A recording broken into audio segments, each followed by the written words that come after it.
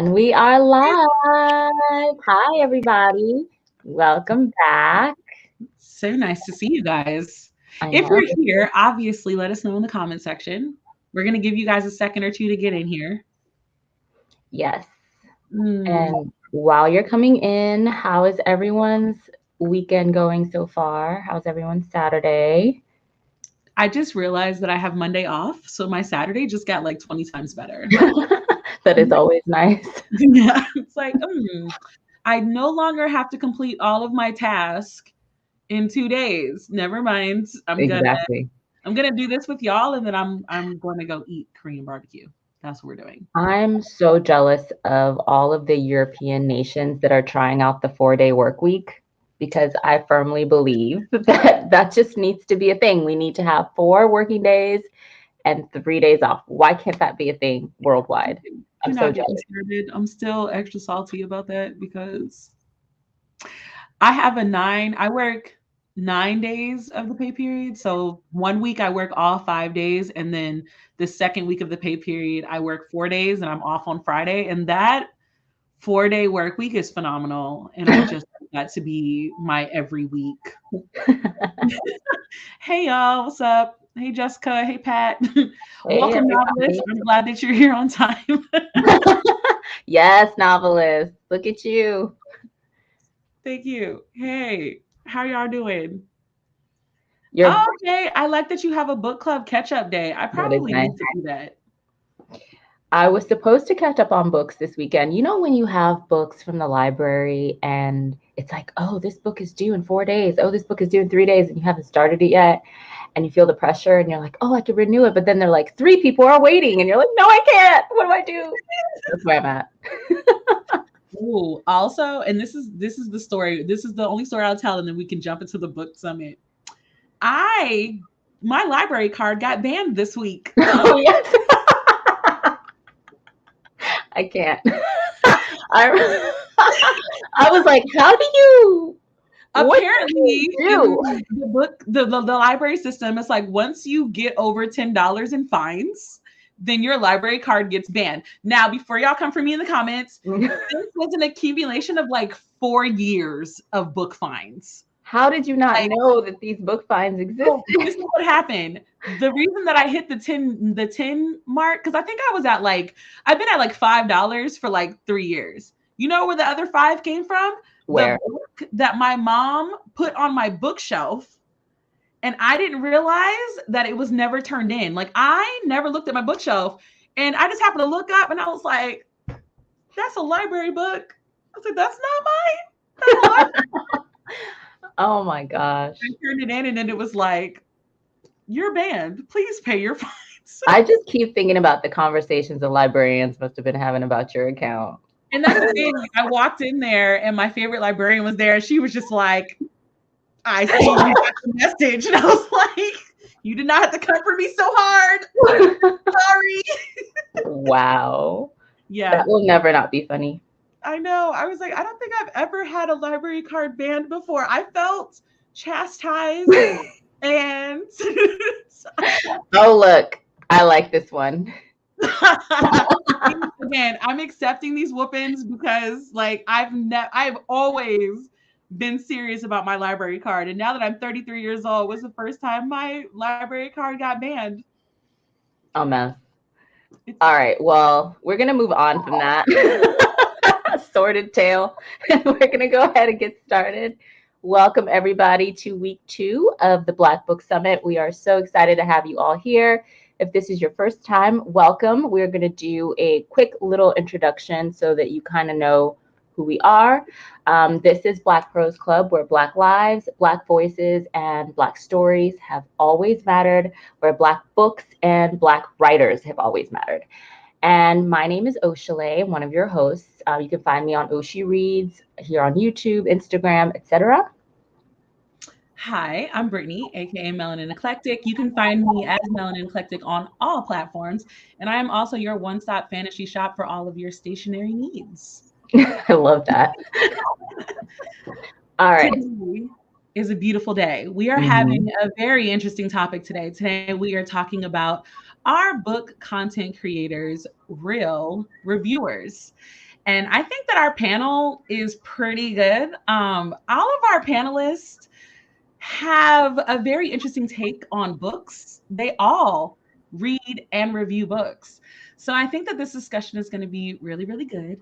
Plus, it's being moderated by the Chloe from Thistle and Verse. And I just want you guys to know, if you've never checked out Thistle and Verse, you should be in for a very good surprise today. And I also want to remind you guys that we did leave the links to all of our moderator and our panelists in the description box. And we do hope that you guys check them out. But also remember, it's not just about checking them out, it's also about engaging with their content. So keep that in mind when you click on the links to click subscribed. So I'm gonna let Oshley go back to her thing now. Yes, and so we are going to go ahead and introduce Chloe. We're so excited to have this panel. We're so excited to have her moderating. She has phenomenal reviews. Her channel is literally a resource for Black SFF fiction here on BookTube, and so we cannot wait to get started. So without further ado, we are going to take a step back and bring our moderator onto the screen. Hi.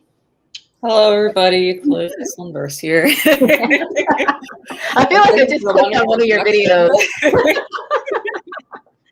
All right, perfect. So we're going to let Chloe take over and we're going to get started. And yeah, let panel 2 commence. Bye. Okay, so hey, everybody. Chloe Verse here. We've already talked a little about me, and I'm very excited for today's panel, our book content creators, real reviewers. I'm joined by a very exciting group of people today. We have Vina, Miss WC Reader, Ambria of What Ambria Reads, and more. And I'm excited for them to come out and tell you a little bit more about what they do. So we have Ambria here right now.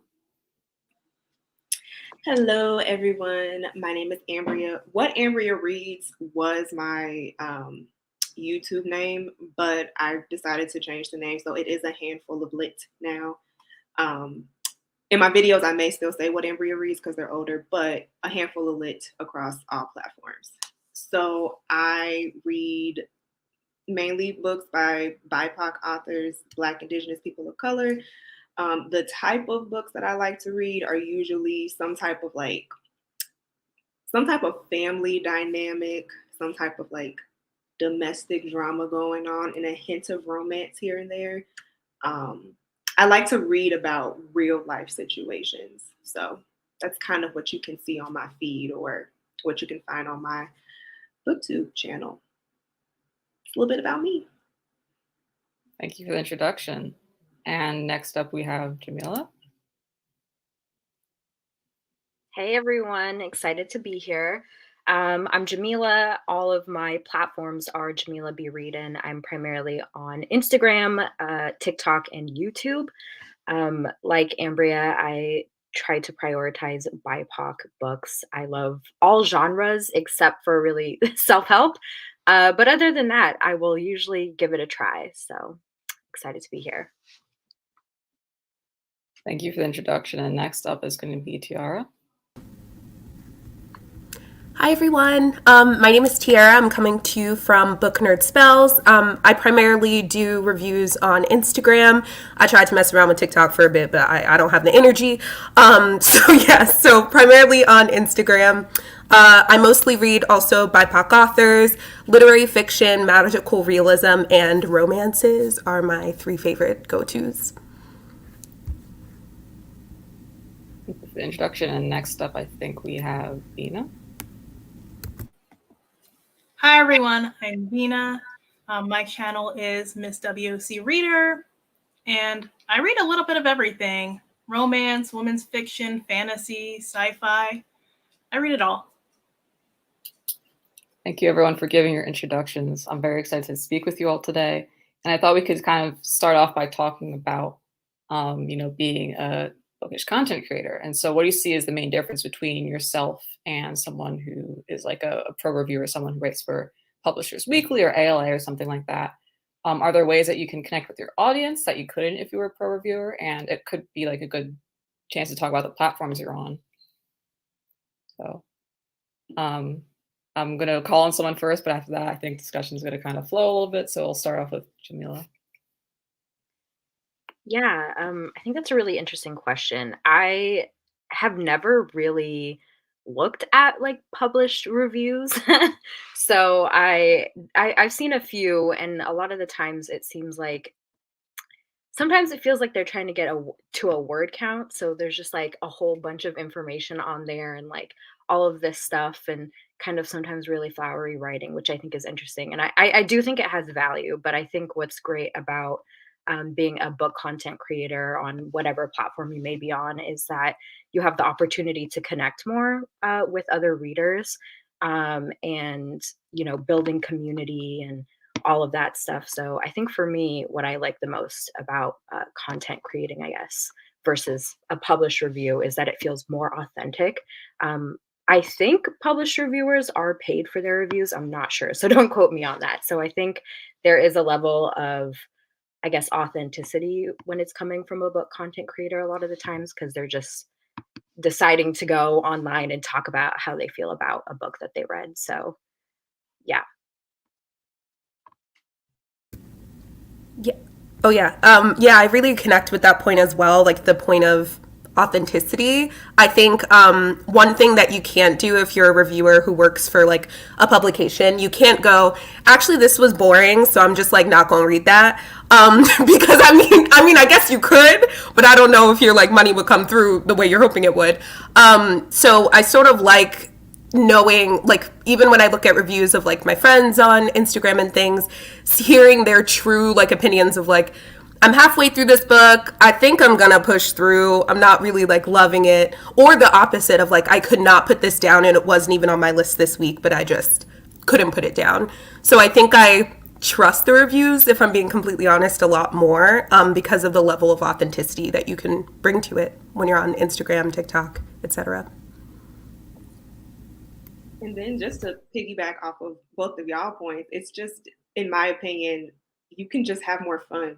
Like, you have that creative control. Like, I have never read a review by like an esteemed publisher or person or anything like that, because it's subjective. Like, you may think it's great, I may think it sucks, and that's okay. We're both right. Like, it to me, being a bookish content creator, you get to put your own spin on whatever it is that you're interested in. You get to showcase it or talk about it in a way that feels real and true to you. And like you said, like that's your personal opinion, and it may be that other people may feel like, oh, I actually trust this opinion because it's coming from, I'm not getting paid to do this, I'm doing this in my free time, so it kind of holds a little bit more value, in my opinion. Well, for me, I actually have looked into reviewing for some of those publications. I think the last one I looked at was Booklist, and they have a very, very structured format for how your review has to be written. And that really doesn't mesh with my review style. And then, like, even I do read Kirkus sometimes, depending on the book. And I mean, they have to put their comments in like in a very professional way. So they'll be like, this book sucks, but they'll say it like with a lot of purple prose around it. And I don't find that they really get into a lot of the issues that, or like little things that like a Black reader, for example, would notice, because they don't really tell you like what background is the person who is reviewing either.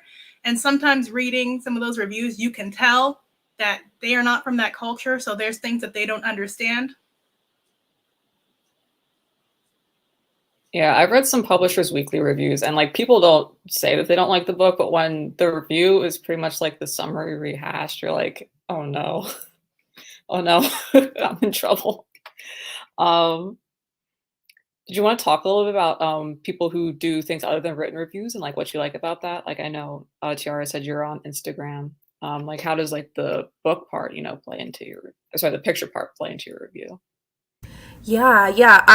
So Instagram is definitely picture centric. I am for sure a writer. So when I tell you, I just be like, that's a nice tree.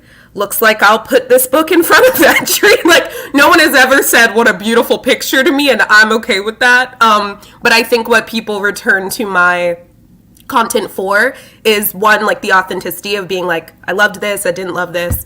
But two, the writing, right? And sort of, I think it's sort of nice to be able to have a platform that is photocentric, that isn't perfect. And I think Instagram offers that opportunity to be like, yeah, if you're not a picture person, that's okay. You can try other things. So yeah, I would like to get better at it. So I'm here for the tools. But it's nice that it feels like my followers don't really care. Like it's more about the things that accompany the pictures. Yeah. Did anyone else who's on like YouTube or Instagram or maybe TikTok want to talk about like that extra component to their reviews? Yeah, I like Instagram, and I started on Instagram when I started making book content. I do sometimes feel the pressure to like kind of have an aesthetic on Instagram, which is, part of the reason why I've been really enjoying TikTok is that you can just pull out your phone. You could just literally be in your pajamas and just like talk. Having a short amount of time is also nice because it kind of forces you to be a little bit more concise. Because I have a tendency to ramble a lot. If you've ever seen any of my YouTube videos, I can just go on forever. So I think TikTok is fun because it feels a lot less structured and there isn't a lot of pressure to like have an aesthetic. But I do like Instagram too because I like writing out reviews and yeah, so.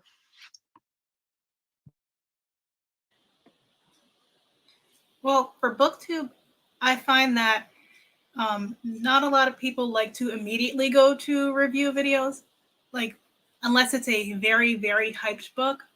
And I think most people prefer rant reviews the most. But I like it because I like doing the single reviews sometimes because then you introduce people to books that might not have been on their radar. Or like sometimes I'll be looking for what somebody else is saying on a book and I'll happen to stumble upon their video, and it's a great way to find somebody and connect with them so that you have somebody to talk with about that book that no one else is talking about. I like Instagram the most just because of that community building, and you can kind of get like a quick response from somebody through comments or DM. I've been getting like really good into reels, but I have a short attention span, so I don't like my reels to be more than like 10 seconds.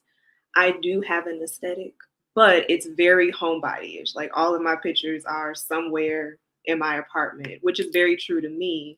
And when I do a review, I try to relate either a specific part of the book or maybe like the overall theme that the character was trying to overcome into something that either I have done or I have overcome or something I'm going through. And then that just, again, it kind of goes back to the authentic piece. So like for me, I try to make sure that everything that I do involving something that I post is very authentic. Like I'm somewhere in this apartment because I'm a homebody. Something about the character has resonated with me because I'm going through it or I have gone through it, so I can speak on it. So it's authentic all the way around. And like I said, like you can get those quick responses, so you're building community in the process. Yeah, Ambria, to go back to your point around like fun too, I really do think that that's a really huge component of it. Like, like recently I reread 7 Days in June. So I read it once and then 2 weeks later I reread it again and like annotated it. Mm-hmm. And I just posted about it again like 2 days ago because it is honestly like one of the best books I've ever read, one of the best romance books I've ever read. And so a traditional sort of publication wouldn't allow you to just really talk about how much you love a singular work and just go back to it and be like, can we go back to this specific chapter? Can we talk about like this? Especially as more people read the book. So it's sort of nice also to just be able to be intuitive with what you're reading and what you want to talk about on your platform as well. Exactly. Like fun. Last week, I loved 7 Days in June. This week, I do too. And guess what? This specific part, can we talk about it? Mm-hmm. Right? Yes. So good.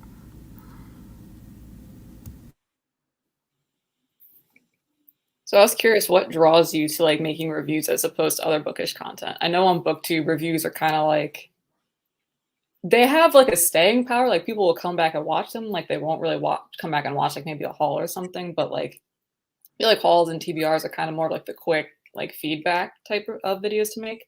I don't know how true that is on other platforms, but I was curious what you like about doing reviews as opposed to the other type of bookish content that you might make. I think for me, it's fresh. Like I just read this, so I have thoughts, and I'm going to say those thoughts. um, but also, I'm really big on introspection, which is probably why I like books that are a little bit more like real life. So like after I read something, I'm like, okay, this is what I got out of this book. This is how I connected with this book. I am now challenging you to do something, um, something like whether that's like being introspective for a few minutes, um, taking something from this book and seeing how it can apply to your real life. But again, that's just something that I'm interested in. So when I put it out there, my hope is that somebody else does it eventually, or right then and there, depending on what it is. Well, I blog, which is a little bit differently because I found with the blog you're able to really go in on what you liked and disliked about the book. And normally, like I've met a lot of great readers through the blog. We have great conversations. Like oh, you gave me the real of what was going on in that book versus like sometimes like when you go on Instagram, you're sometimes some people just like to do a summary of the book, and I like to hear, no, well, this is what I thought happened. This is the thing that I didn't like, and it's a little bit different from the other platforms, and that you get to be a lot more detailed.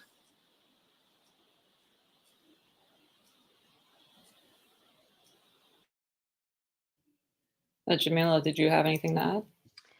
Yeah, I don't always review all of the books I read, so I usually go based on like how a book made me feel. Like sometimes I'm just reading a book just to escape and not really think about it, but there are obviously other books that I tend to go into it a little bit more critically, so that's kind of how I differentiate between when I decide to do a review and when I decide to do other bookish content.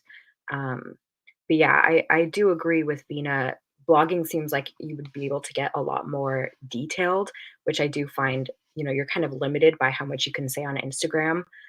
So, having the opportunity to talk on like a YouTube channel or sometimes TikTok, depending on how much you want to say about the book, is nice because you can get really into detail. You can ramble as much as you want, but you are kind of forced to be a little bit more like limited when you're on Instagram.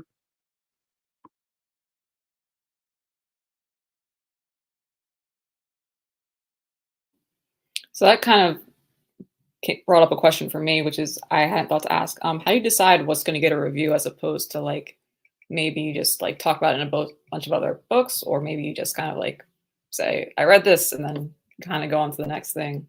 Is there like an emotion that like a book brings up where you're like, oh, I have to read this, or do you kind of know going in like, okay, this is going to get a standalone review, like regardless of what I think of it? For me, I don't review every single thing I read. It has to give me a strong reaction. So it's whether it's a strong positive reaction or a strong negative reaction, it's getting a review either way. If it's just something that I read and I'm like, well, this was kind of flat and boring, I won't really review it because I won't have much to say about it. Yeah, I will say the thing I love about Instagram in particular is you can do, like, you have so many options with like posts, reels, stories. And so if it's a book that I liked or thought was interesting but don't want to do a review for, I'll usually put it in my stories. If it's something I want, like, I want to stay, like, I want people to go back to my profile and read it, I'll put it in posts. So I think Instagram is good in that way because you have these different like mediums, these different ways of connecting with people. I will also say, and I think this may be true for all of us, I'm sure you've heard this before, I have like friends who will be like, I needed a book rec, so I just like went back to your page and just like scrolled through to figure out what I want to read next. So sort of deciding what are the things I'm really, really passionate about that I want to have on my page, usually text about social justice, usually BIPOC stuff. I'm going to like keep that there as a post because I want that to have like staying power as opposed to something that goes away within 24 hours on a story.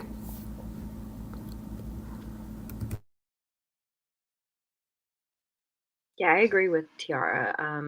I definitely want to make sure to like highlight specific books on my page. And a lot of it too is like if I'm feeling compelled, I have a strong reaction or emotion, whether positive or negative about a book, then I'll usually make a post about it.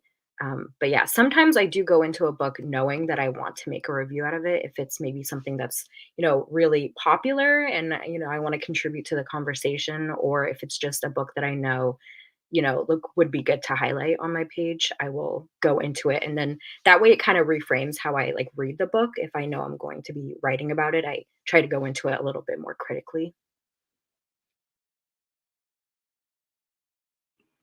Just a mixture of what everyone has already said. If it's something that gives me a positive or a negative reaction, because the way I do reviews, I don't think that I'm critiquing anything.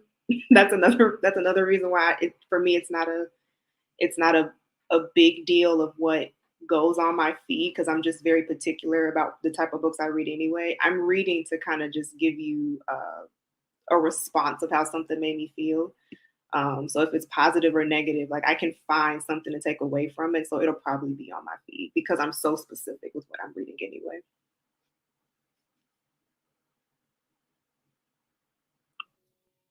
Is there a way that you like to structure your reviews for people who kind of, do you have like a template that you use, or is it kind of like a unique fit for each book? It's for me, it's unique. I'm not that structured. I really just, for me, as soon as I finish reading something, I use later. So like I kind of, most of the time, most of my posts are already pre-made, but I just choose what day I'm going to post them. But like pretty much as soon as I finish reading something, I kind of just type out how it made me feel. And then I just kind of structure it. So it's like, okay, this sounds like a complete sentence. I'll put this here. Like that's how I do my reviews, or my reflections, as I like to call them. For me, it depends on the book, because there are some books that I will read and then I immediately have to write out all my thoughts. And then I might have to go back and then edit the review later, depending on how I reflected upon it, which has happened many times. So now I've learned to start waiting a little bit to like really let the book soak in.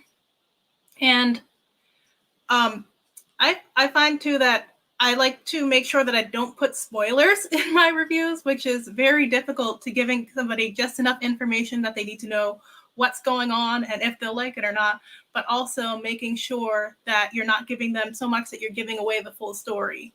Like, I mean, with romance, it's a little different because you know what the ending is going to be. So we're really focused on the middle. There's not too much to spoil there. But like, I read a sci-fi fantasy recently, and I'm writing my review right now, and like the things that I loved about it are all spoilers. So I'm like trying to figure out that balance on what I'm gonna say in the review that'll get people to pick it up without spoiling anything. Although Daniel Jose Older did suggest just doing spoiler boxes in reviews recently and making that a thing. So I might do that this time. I will say, like, okay, so you brought up spoilers, and that's actually making me think about content warnings too, like in terms of how I decide to review, in terms of what I decide to review or not review. Like, there are certain books. I read a book, there are two that come to mind. My Dark Vanessa. I read that book, if anybody read it, and I was like, I am not reviewing this book. Like, I was like, it was fantastic. I think I just put it up in my story and put like 5-star and was like, that's all, because it was just heavy content. But then there's also a book like Know My Name by Chanel Miller, which I also could not get through. I was like, whoa, this is so heavy. So it's nice to be able to like pick up a book, reflect on it, I use Trello. Trello is like my love. That's where I like have all my little boxes and sort of review things on my end. But I'll use like Trello to like write down some initial thoughts, feelings, and also be able to like listen to my body and be like, okay, I want to review this one. Like, I want to put this out there. This is a book I don't feel comfortable with putting out there just yet, but I would love to return to it. So yeah, that sort of idea of once again being able to like do what you want and customize your experience to what feels best for your body and your health. So that's a big part too. Yeah, I agree with what everyone has said. My reviews are always really chaotic, so it's never the same when I'm reading a book. It kind of just depends on what emotion the book has evoked in me. If I'm like, I don't know if anyone else has felt the same way, but when I really like a book, I actually have a harder time talking about it than when I don't like a book. Like I can write like a whole list of things that I didn't like, but when I love a book, I have a hard time articulating why. So sometimes if you look at my posts, it's just like me gushing and rambling, and other times it's like really detailed explanation of what didn't work for me. So it kind of just depends. I just kind of let myself do whatever feels right in the moment. So I don't know if it's something you guys experience too, but I have a lot of authors who follow me. Like not just to even send the books, but like just in general, I'll see a book on the timeline or something, and I'll be like, oh, that's interesting. I should follow the author so that I remember it. And then I see that they're already following me, and they do share my reviews a lot too there.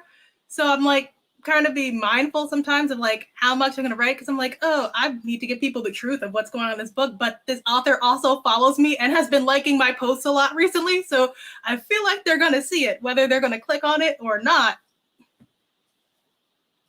That's So like that's actually. Oh, sorry. Recently. Mhm. No, that's something I experienced. The author was liking all my posts like recently, and she liked the mentions that I made of her book, and then I hated her book, and I had to go into specifics of why I disliked it, and I'm just like, well, I hope she doesn't see this one. Yeah, I was gonna ask. I wonder if that's also a difference between like reviewers for a publication and reviewers for Instagram. Like, because if you tag people or if people share, like, often the author will like see it, and depending on what you wrote, like that could be like So I'm curious if people like how they determine like whether they tag authors or not. Like, do you only tag authors in like really good reviews? Like, I'm actually curious. I would love to know that. I do. You're brave. If I really like the book, I want you to see why. For me, if I didn't really like a book, now this is something that I do realize. Like, I don't know if any of y'all read Queenie.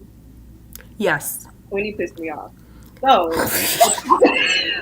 I did talk about it on BookTube and Instagram, but I think I went harder on BookTube because I'm just like, again, Instagram there's a certain character count that you can do, so it was just like, I get Queenie, but I don't get Queenie, and that's that. And then I go to BookTube and I'm like, I don't like this, I don't like this, I don't like that, I don't like that, and yeah.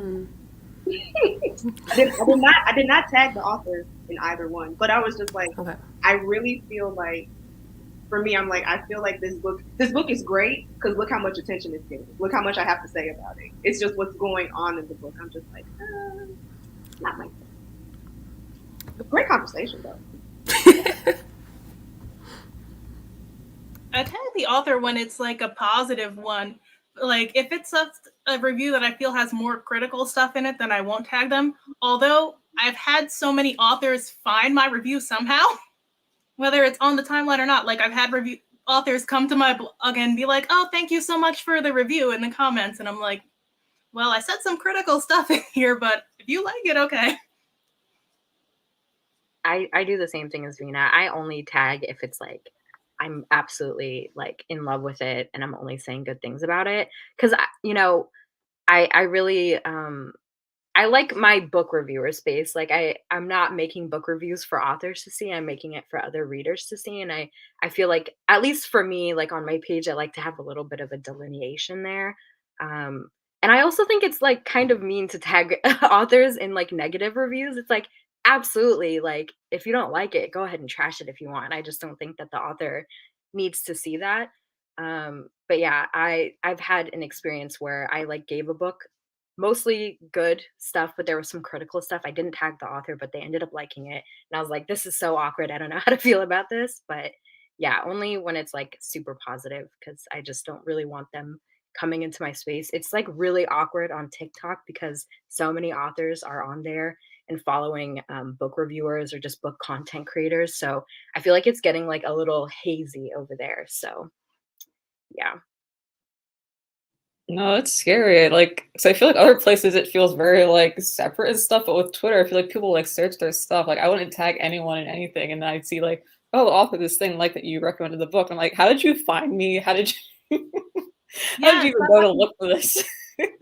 Yeah, that happens all the time on Twitter. You won't even be following these authors. Sometimes you don't know they're on Twitter, and you see that like a retweet of your post or something.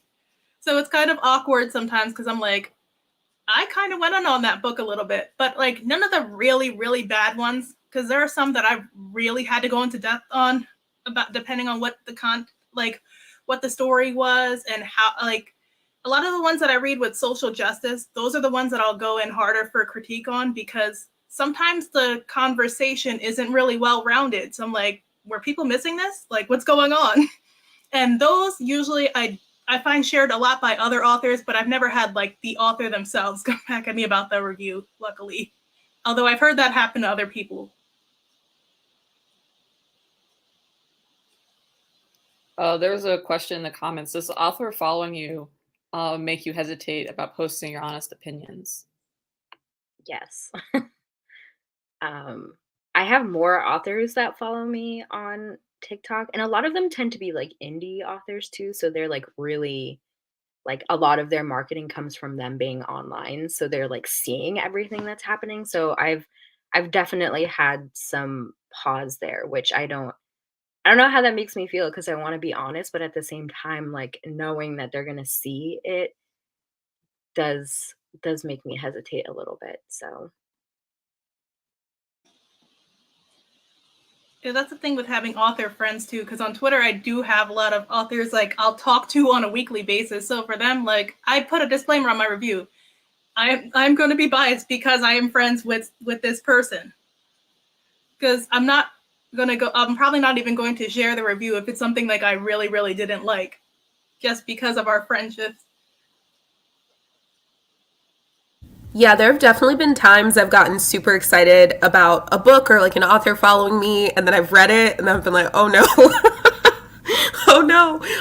Yeah, so what I typically do is I just won't do a review, or I'll do a review 24 hours tops, like in my stories. Because I just, I don't want to be, I still want to be like kind when giving reviews or reflections. So, and I also think that's another thing. I will often do reviews of books that I didn't love and then suggest like, but if you like this type of trope, if you like this kind of format, you may like it. So, because there have been so many books that I've read that I've been like, that was awful. But then other people, I'll give it to them and they'll be like, oh my God, it was so good. It like meant a lot to me. So I also like feel like it's objective, and if I can like give them publicity in some way that could lead to a reader who actually needs that book or enjoys that book, then I'm okay with doing that. But yeah, it's awkward when they follow you, to be honest. I haven't had an experience where the author that follows me, I didn't like the book. That hasn't happened to me, but I have had an experience where I have been sent a book and just like midway in, I'm like, I don't like this. I'm not going to finish it. But I know you're expecting me to review it. Then I'm like, I don't even want to finish the book. I have had that, and that is very awkward.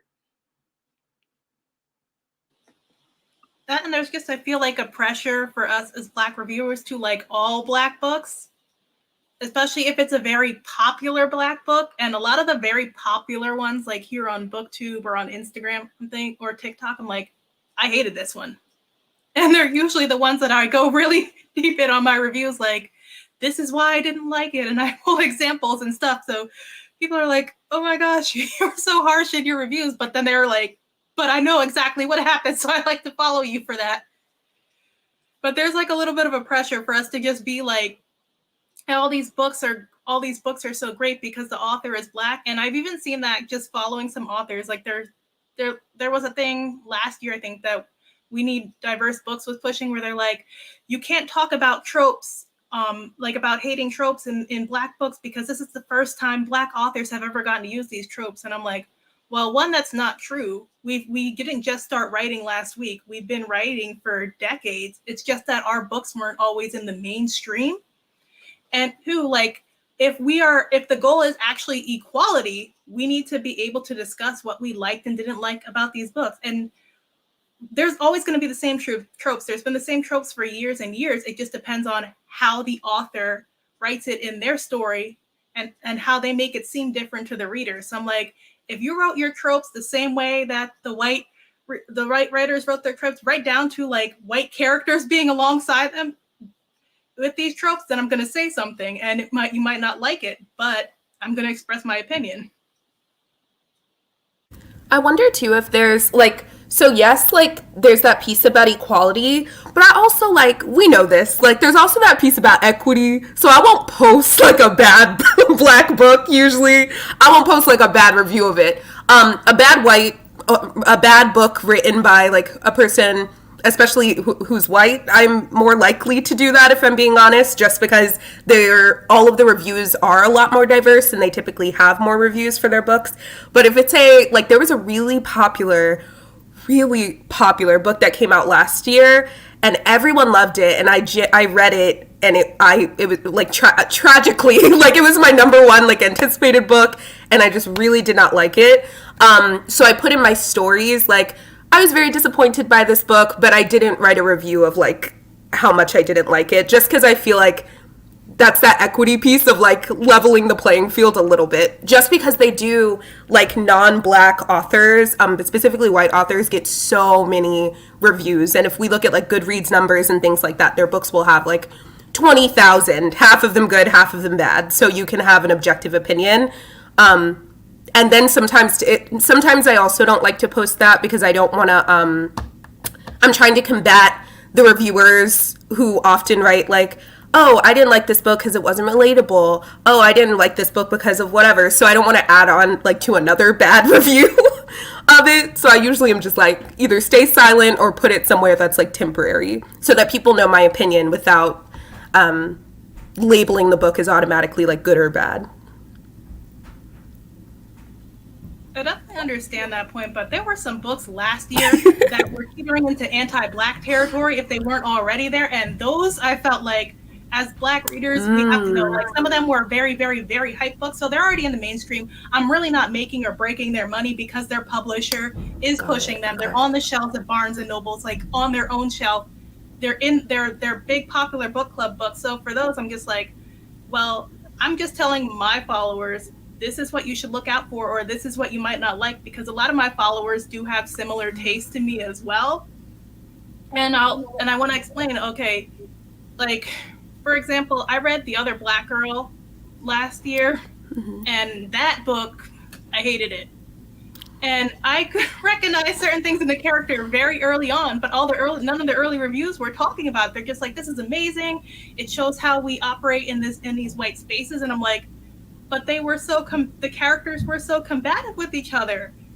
And like in that book, I had a problem with the main character specifically because she was very like a performative activist. Like she would be on Black Twitter following all these pages, and she thought she was doing great for community, and she would be judging her white coworkers for the same stuff she was doing, like not supporting like the community and stuff. So that wasn't something that I saw a lot of people talking about first until I think it was Cindy from Book of Sins on Instagram. She was the first person I saw who like really went in and said like, no, this is the problem that was going on in that book. And then slowly after it started releasing, when everybody was hyped and already ran out to buy it, then I saw more people having discussions about it. Yeah, Vina, I do want to like acknowledge your point, and that I wasn't thinking about books that could be potentially seen as harmful as well, like books that are pushing anti-Black rhetoric or books that, so that's a good point. I also do think it's interesting. I actually did not love The Other Black Girl, but I feel like that was one of the books that I had some of the best conversations around like internalized oppression and like pick me girl type, like, but specifically for Black people. Like I had really good conversations around that book. So I'm also wondering too if there's like a difference between, if there's a difference between books that you resonate with, books that you find, what am I trying to say? If there's a difference between books that you like resonate with and or could potentially see yourself in, and or just like because they have like sort of like a messy sort of perspective that you usually don't see Black people have. That's one of the reasons I also didn't like Queenie, but I did enjoy getting to see someone so flawed, because it's just so rare, like, to see Black people who are flawed in books that are written by Black people, if that makes sense. So yeah, so I go back and forth on it, because I also did really like, I really like complex, imperfect people struggling with all the things we usually struggle with, internalized oppression, and like figuring out like how to like love on each other and be like loyal to each other while also being ourselves. Like, so I don't know. Yeah, it's like a really complex thing, but I do agree with you, Vina, that there are some like pieces of like some of the books that have come out that have been like more anti-Black and like just not great. We should like acknowledge those. You're right. That book definitely did like start some great conversations for me, but I wouldn't have seen these conversations with people about it had people not been reviewing it and been not afraid to say, okay, this is everything that I didn't like about this book. Because like we had some great discussions here on BookTube, on Twitter, just like what we didn't like, when at first all the reviews were just like, this is amazing. And I see. it had a great twist. So like, and they didn't really tell you much about the character. I think mine too is because I followed a lot. I do have a lot of authors and people in publishing on my feed. So they loved it because they felt like Nella was like them. She was working in their same industry. So they resonated with that. But nobody had said anything about any of the other parts of the story. Got you.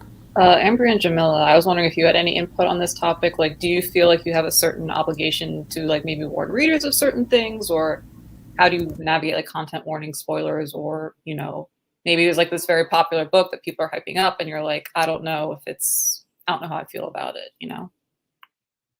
Yeah, I agree with all of the points that were being made so far. I do, I guess, unconsciously tend to give books written by Black authors a little bit more grace, and I am conscious about like how I'm reviewing it, and just because like the points that Tiara made, you know, less people are reading it, so like a lot of the negative reviews will impact it more, and you know, publishing is less likely to give them another chance than they are with, you know, white authors. But that being said, I don't think that the onus should necessarily be on us. If we don't like a book, I think we should be able to say we don't like a book. But I am just like, I guess maybe a little bit more careful with how I talk about a book written by a Black author or just like a marginalized author's book. Like I'll say I don't like it, but I think I'm just not as likely to be like super ranty and mean about it in the same way that I would necessarily from like a non-marginalized author. But yeah, I think I just like go into it a little bit. Like I want to let people know what didn't work for me. And I mean, obviously if it's something that's like has a lot of problematic content in it, I'm gonna say so. But yeah. Yeah, the same. I think for me it's like, because like I said earlier, any book that anybody picks up is going to be subjective. So I think what I usually do is say like, this is what didn't resonate with me and here's why. But like generally, I think this is what you can get from it. These are the type of conversations you can have. So I think for me, I do think that if it's a Black or a marginalized person of color, I'm trying to find the good so you can have your own opinion. But I'm also just going to tell you like, this is what I didn't like, but this is something that you can explore with yourself, your friends, your family, and see what you think of it too. Do you guys like read a lot of white books too? Because like that's my thing. I don't read any white books. I might read maybe like one or two a year for recommendations. So then I'm like, well, I'm just judging them. My books really based off of these are the types of books that I read. So I'm not really thinking, well, the author is Black because all my books are by Black authors. So for me, that makes a little bit of a difference too on how I'll rate that. And then like what Read, Love, Listen mentioned in the comments about some of these books being marketed as Black girl magic. And then they're like, not really that Black girl magic. Like the nicest way to is like they will be surrounded by like all white, like an all white cast and be like the token one. but everybody's like, well, this book was really blackety black. And so I have to say that, point that out in my reviews too, because that's something that even if I like the book, I've had people talk to me about, and I'm like, I have to acknowledge it, that this stood out to me, and I'm questioning why they had to be surrounded by all these white people. I haven't spoken a whole lot, I guess, but I could hop in on this. Like for me, I do mostly read books by Black authors. So when I started out, I was like very like tentative about giving criticism. And after a while, I was like, I can't have this tussle with like every book that I read. I kind of have to just at some point like be like, okay, these are things that I'm gonna say it if I see it. I think it was also interesting that like sometimes when it's like a topic that's like very personal, like I just won't talk about it because I feel implicated in some ways, if that makes sense. Like I have a review of a book that I've written up, and I read the book a year ago, and I still haven't made the video because I'm like, this is this is a little too close to home. I don't want to talk about this. So that's interesting. I think sorry, I don't want to monopolize the floor anymore. So if anyone else wants to go into it. Yeah, I guess to answer Vina's question, yeah, I read mostly books by Black authors and then other BIPOC or people of color authored books. But I do have like a mix of like white authored books in there. So I guess that's kind of where I'm coming from. But this was like more like in the beginning. Now I'm just kind of like, I'm just going to talk about the book however I want to talk about the book. But sometimes that is like in the back of my head when I'm reviewing.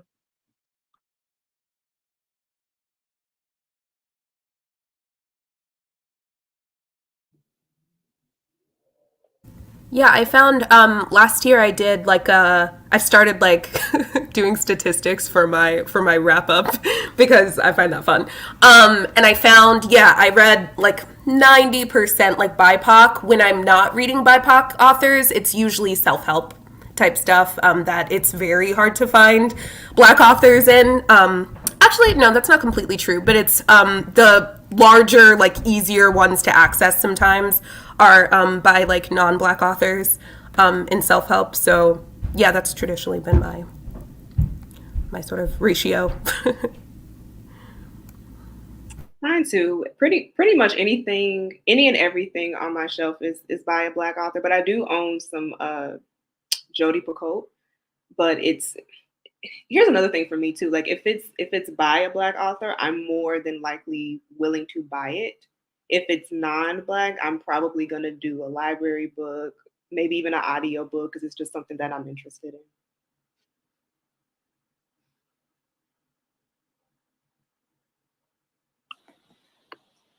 Okay. And do you guys like? I was just gonna ask, like, do you feel pressure when you get like an arc to give it a good review? Because I know like a lot of people, I used to feel that way. Like when I first started getting arcs, like when I was doing NetGalley, because I would see people on that's how I found NetGalley was through Goodreads. I would see people on Goodreads giving these books like amazing reviews because they got the arc from it through NetGalley, and then I'd read it and then be like, oh well, it was okay, I guess. And then like at first I felt like you had to be nice to like really nice and couldn't be as critical because then a publisher might not want to send you the book. Like that actually did happen to me with NetGalley. I didn't like an audio. They auto-approved me for audiobooks, a publisher, and then I didn't give it like a great review, and then they took me off of auto-approve. Like literally within the same month. So I know like a lot of people are hesitant too, like if they get the book to say something positive about it and not be able to like express their true feelings. I know for me, because like it took me a while to get arcs, and like when I first started out, that like meant a lot to me. Like for me, that was like the whole you made it once you're getting the arc. So I was like very much these things are getting out on time, and like I want to like have the best review possible. And so if it was a book I didn't really like, I didn't really talk about it. I have to rethink about that now though. I mean, I do still feel that there though, because like a lot of times I was like emailing like the publicist or whatever, and I was like doing like a good amount of work to be like, I really want to read this book, and then it's like, oh no, I don't know if I want to review it or not. I haven't really read a ton of arcs. I don't request a ton on NetGalley just because I don't usually have a lot of time and I don't want to like not read the book. although that's definitely happened. But I'm like really selective with what I'm requesting, and most of them have been good. So I haven't really had a problem of, whether or not I wanted to give that negative review. But I don't know. I mean, they're asking for us to review it. So if we don't like it, I mean, that's not that's not our fault. So yeah.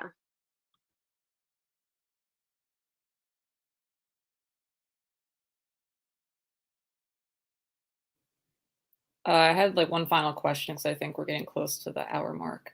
Do you have like a reviewing criteria or system? Is there a way that you prepare for reviews? Like for me specifically, I think that's really important to address like marketing, especially if I got like an advanced copy. Like, do I think this book is going to find the right reviewer, or sorry, the right reader? Like I know with Queen of the Conquered, I had seen some people going Black Girl Magic around it, and if you've read Queen of the Conquered by Case and Calendar, it's really very much not that.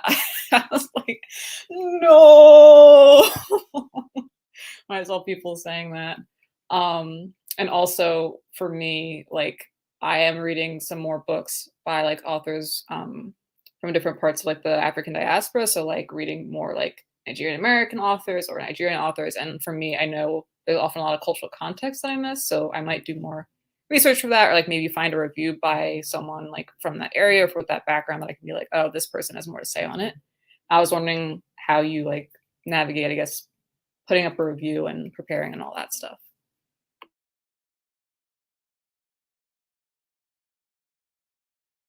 I feel like my process is different depending on whether the book is fiction or nonfiction, because I read a lot of activist nonfiction.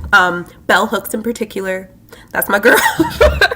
I miss her. But yeah, Bell Hooks, will review anything by her that I read, and I own all her stuff and that sort of thing. So when I'm approaching a book that's more nonfiction based, whether it's like more of a self-help or like a book of essays or things, usually what I do is I take note of my favorite concepts that come from that book. So I recently read Care Work, which is a book on disability justice, and I took note of like the top 3 things that I wanted people to sort of learn from the book about disability justice and accessibility and things. But then a fiction book, I'll usually think through what are the moments that I adored. Like 7 Days in June, I'm like, that panel, like I'll take note of like a specific moment and be like, that's the moment that I really want to like focus on, or that's something I want people to know. Like there are these really good romantic, like swoon-worthy moments, and that was my favorite thing about it, as well as like mental health representation and things like that. So with fiction and nonfiction, there is a little bit of a difference. With nonfiction, it usually has to do more with what I want to teach people, or like what I want them to get from the book if they don't get to it. Yeah, so those are some of the things I do.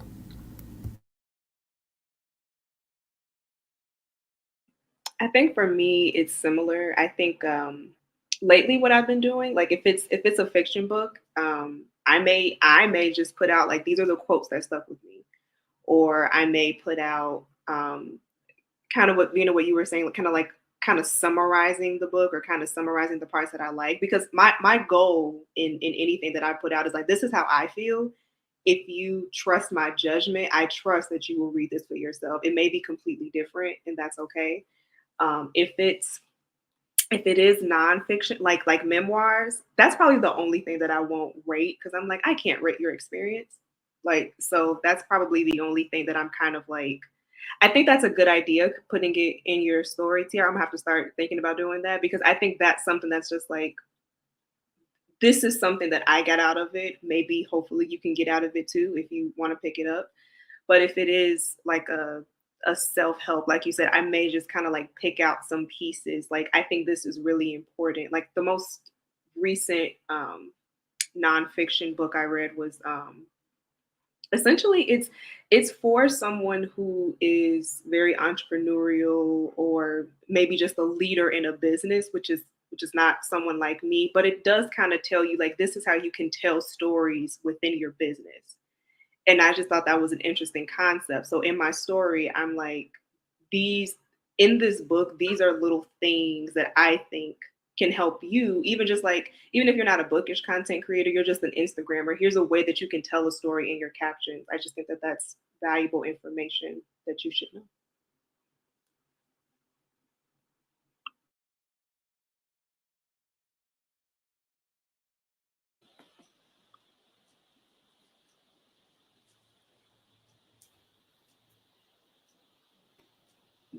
I'm like, you know, I think like when I also do a lot of like reads by diaspora authors who are directly inspired by like the country that they have not visited but their parents are from, and that makes a difference in how they write those stories too, and how they present the culture in those stories compared to somebody from the actual country.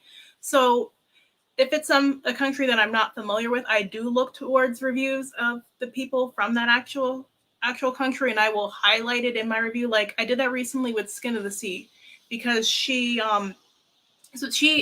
so her dad is Nigerian, but she really wasn't connected with the culture. She was kind of researching it as she was writing. So even though I love that book and I gave it like 5 stars, I'm like, I included a review from a reader from that who had a lot of critique about how she used the language, because I can't read the language, so I wouldn't have recognized that she was not writing the language correctly, and I wouldn't have realized like how, since it is a real religion she was using and not just like a complete fantasy religion, how people could be offended by how you portray their gods. So that's something like I'm trying to keep more in mind now when I'm reading some of these stories, because we're all running to them like, oh, Black girl magic and mythology, but it's mythology, but it's also people's actual religion that they're following it. So it's like the same way as if like you're a Christian and somebody, you don't want people to misrepresent Christianity in a story, and people are more hesitant to misrepresent Christianity. But then with these stories, it feels like people like kind of use the excuse like, well, it's mythology, so they can write it whatever way. Yeah, but people are still being persecuted in other countries based on worshiping and practicing these religions, and that's something that like a Brazilian reader had to bring to perspective too when reading Skin of the Sea. She's like, I didn't like this because people in my country are still getting persecuted for this god, and they have to keep teaching people that this is not like how this god actually acts, but people write stories and portray him this way.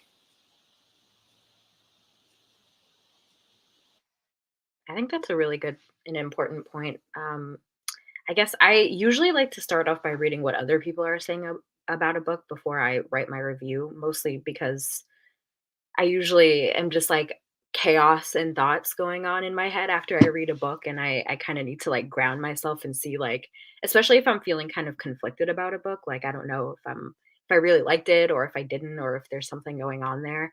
I usually like to see what other people are saying about it and kind of use that to formulate my own thoughts before writing about it. But I like that point that Vina brought up. There are, if you're reading a book and you're not from that culture, from that religion, I think it is really important to look at what other people from that culture or religion are saying about it before you commentate on it.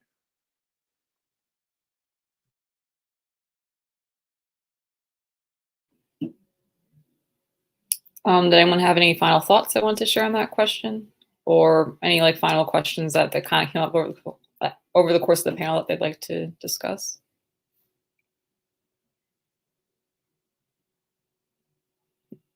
I guess I kind of have one for people. How do people feel when you see authors talking about like reviewers online, and it's always like amateur reviewers, like people who don't get paid for it?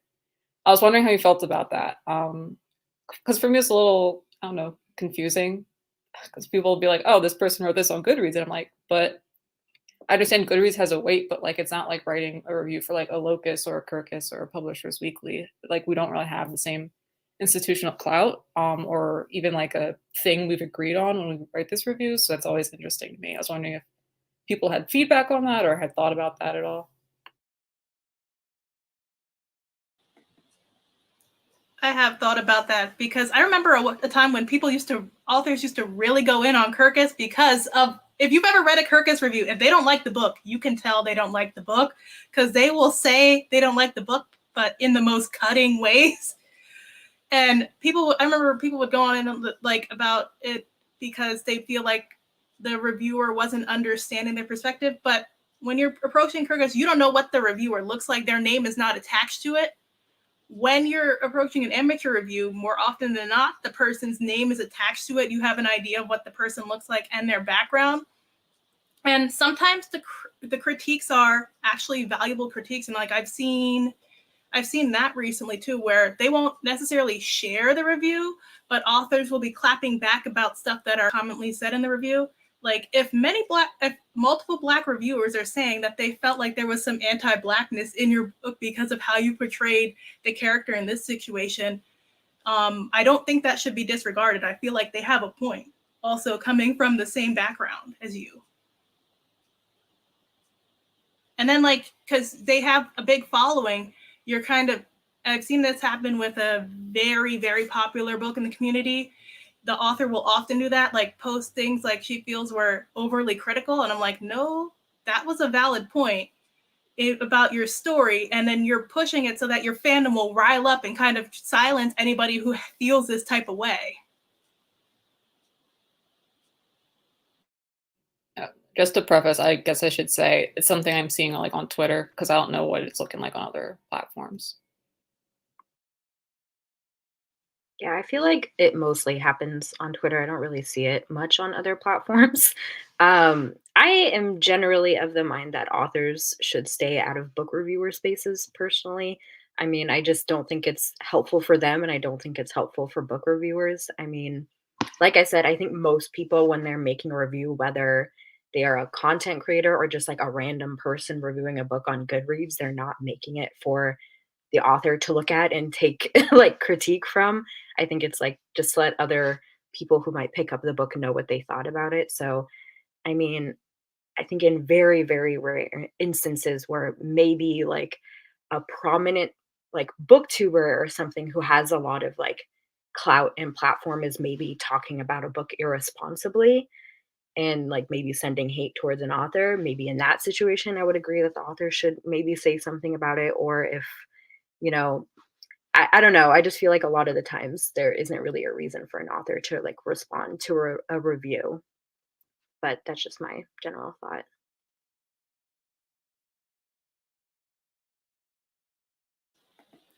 Yeah, I haven't really seen it happen too much outside of Twitter. I feel like Twitter, the lines are kind of blurred often between authors and reviewers because as a reviewer, you'll get a lot of authors following you, and then they want to send you their books to review, and then a lot of them claim they stay away from Goodreads, but then they'll be in Goodreads wanting to know what people are saying about their book, which I think it's naturally curious to know what people are saying about your book, but then if you're going to read Goodreads, I don't think you should then get on your platform and then talk about, well, I disagree with what they said because of this, and not let other people express how they feel about that story.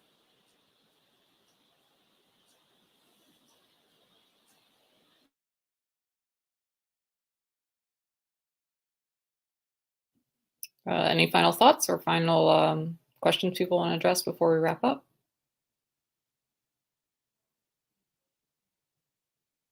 I'll take that as a... Oh. Of course I pop in right now. I'm sorry. I did have a question.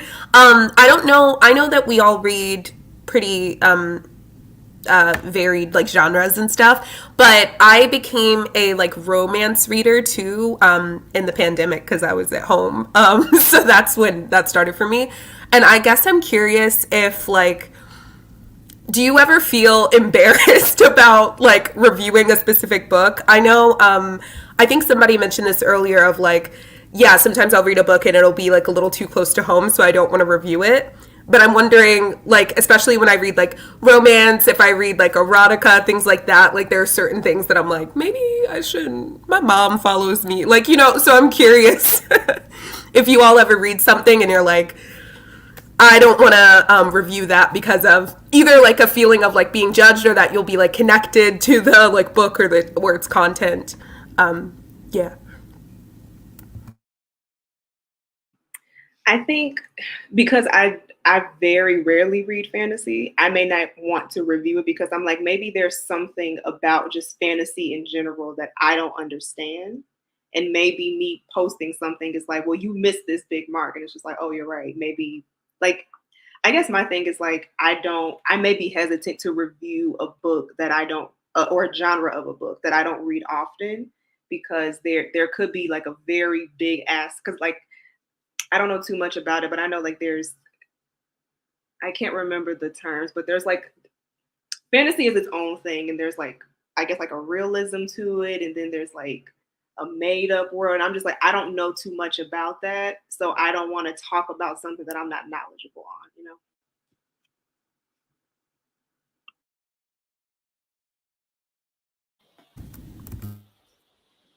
I follow a lot of romance reviewers, so I don't really get embarrassed because they go way in. Like the people who read romance all the time, they're reading stuff I would never pick up.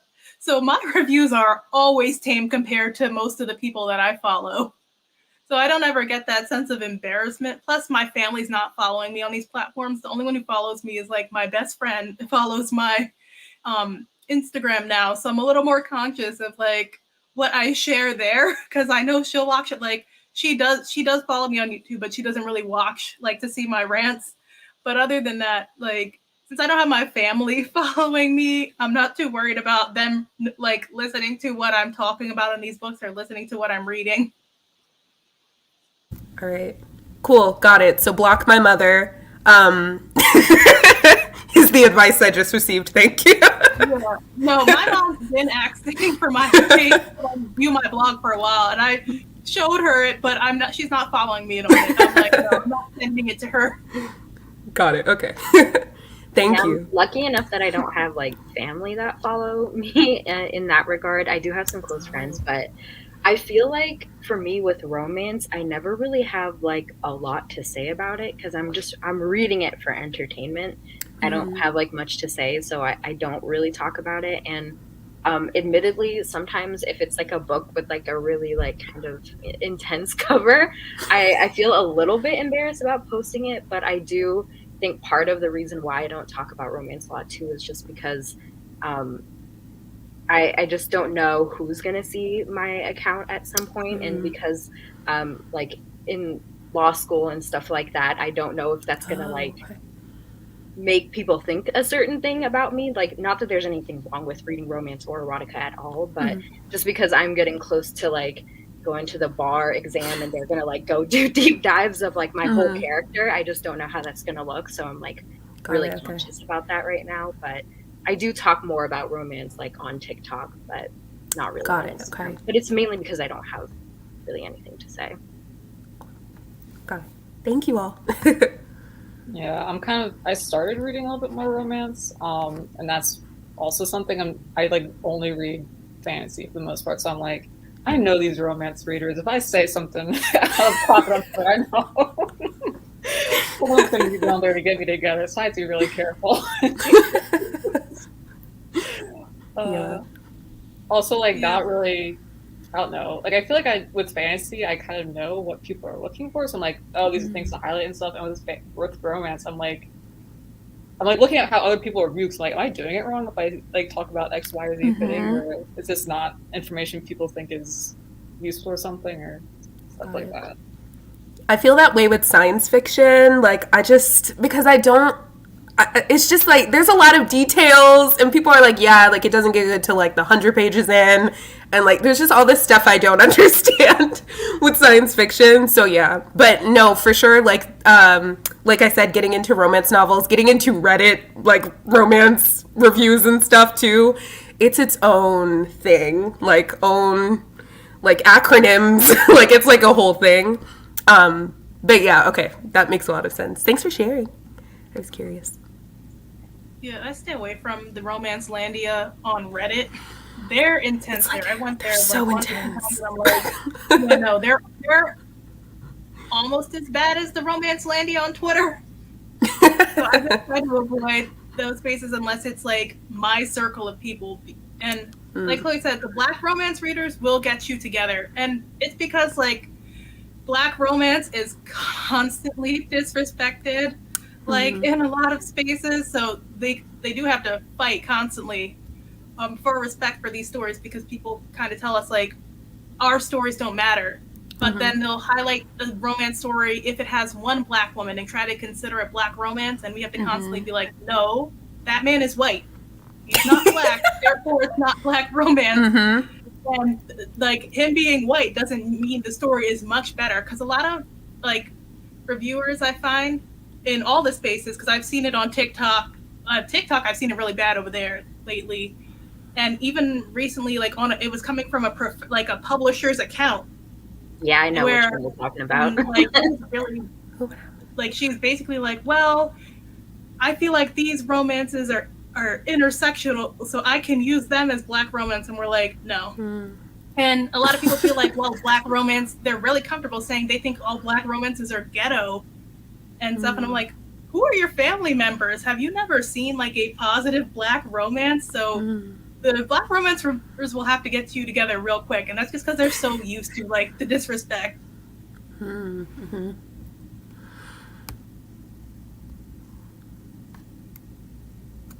That was all the questions I had planned for today. I don't know if I see any questions in the comments. So I just want to thank everyone for coming out and watching. Thanking for all the reviewers for being on this panel and sharing your experience. It was great to talk to you all and meet you all. And Brittany's here and Oshalai, so they'll handle it. Thank you guys. We think this was a great discussion. I think that we probably could have had talked about this for a couple more hours, because you guys read so diversely. And I think all of your thoughts were great points in keeping in mind about doing reviews. But I am going to put you guys into the waiting room and we will close it out for you guys. So again, thank you guys so much. Thank you so much.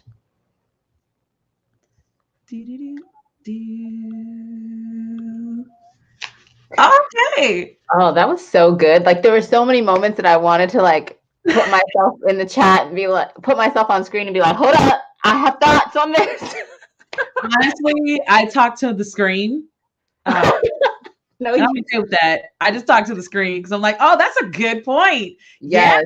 Yeah, that's good. Yeah. Especially when you start talking about authors following you and that portion of reviewing and how that can get dicey. And I had thoughts when they were talking about Black romance and reviewing Black romance. So I was just like, oh, I want to join. Also, I did want to highlight this comment. Romance readers are the equivalent of the beehive in the book community. Facts. We go hard. We go hard. Say Black romance readers are the equivalent of the beehive in the book community. I think that is the perfect description of Black romance readers. I think that's perfect. Yes. But I 100% agree. But yeah, we have to go ahead and wrap things up. I just want to say thank you so much to Chloe and all of our panelists. We are so grateful that you decided to join us. And, we specifically stalked you all, scouted you out because of, how you review and how much your reviews add to the community on whatever platform, whether it be Instagram or YouTube or TikTok or Twitter or whatever platform you're on. Your reviews really caught our attention and really add something to the community. And so when we came up with this topic, I feel like a lot of times book content creators, there's a sort of stigma around the way that, we review books when you don't have that official journalist title behind you, or you're not a Kirkus reviewer, you're not, you're not being validated by some type of mainstream publication. My dogs, y'all know how it is on here. So, but we wanted to talk about this because it's actually the book content creators reviewing books that have made a space for Black authors to be able to write and be published more than ever, because we're reviewing their books, we're talking about it, we're highlighting their books, we're coming up with the creative reels and the TikToks and we're helping them sell more copies. And so this conversation is just really near and dear to our hearts, and we really wanted to make sure that we highlighted it this year at the Black Book Summit. Yeah, and then speaking of Black Book Summit, I cannot believe this. We are actually in the last week of February. Black History Month is ending quickly as usual, but we're going to be closing out the Black Book Summit this year, meeting again on next Saturday at 2 p.m. Eastern. We are doing what we are calling the book content creator shout outs. So if you've been noticing on our Instagram, we have already started the shout outs by specifically highlighting each moderator and panelist that have graced our space. And we actually want to end this year's Black History Month with Black Joy. So if you want to come join us and you want to shout somebody out, this is the perfect place to do it, because this is always playbacks and we just want to highlight each other and celebrate each other. Introduce you to some new people that you may not have heard of, even highlight the people that we already know. Like, we just want to give the shout outs where the shout outs are due. So if you are interested in that, we will be back here on Black Pros Club at 2 p.m. next Saturday. That is February 26th. Yes. Yeah. February 26th. And yeah, that's it for today. Thank you so much again for joining us for this really enriching conversation. And we will see you all very, very soon. Thank you so much. Don't forget to like the live. So before you exit, give us a little like. Everybody's information is in the description box. Make sure you go check out their pages and all the great things that they're doing on their platforms. And we will see you next week.